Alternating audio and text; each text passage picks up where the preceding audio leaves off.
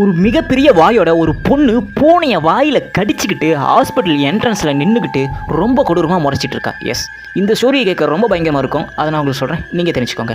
அமெரிக்காவில் வந்து ரொம்ப ஒரு பிஸியான மிகப்பெரிய ஒரு ஹாஸ்பிட்டல் இருக்குது. ஸோ அந்த ஹாஸ்பிட்டலுக்கு எல்லா மக்களுமே அந்த ஹாஸ்பிட்டல் தான் வருவாங்க. ரொம்பவே ஒரு பிஸியான, எப்பவும் பிஸியாக இருக்கிற ஹாஸ்பிட்டலாக இருக்குது. ஸோ அந்த பிஸியான ஹாஸ்பிட்டலில் தான் இந்த சம்பவம் நடக்குது. ஒரு பொண்ணு என்ன பண்ணுறான்னா, வாயில் ரத்தம் சொட்ட சொட்ட மிகப்பெரிய ஒரு வாயோட பூனையை வாயில் கவ்விக்கிட்டு, அதாவது கடிச்சிக்கிட்டு ரத்தம் சொட்ட சொட்ட அந்த ஹாஸ்பிட்டல் என்ட்ரன்ஸில் வந்து நிற்கிறா. ஸோ அங்கே இருந்தவங்களா பார்த்து பயந்து போய் இந்த பொண்ணுக்கு ஹெல்ப் பண்ணணும் அப்படின்னு சொல்லிட்டு அங்கேருந்து நர்ஸுங்க, டாக்டருங்களாம் அந்த பொண்ணை கூட்டு போய் பெட்டில் படிக்க வைக்க ட்ரை பண்ணுறாங்க. அந்த பொண்ணு படுக்கவே முடியாமல் அந்த பொண்ணு பயங்கரமாக கதறா.